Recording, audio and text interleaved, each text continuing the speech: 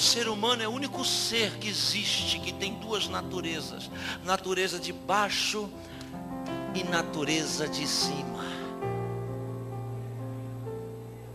Com 2 dos 4 elementos ele faz a natureza de baixo.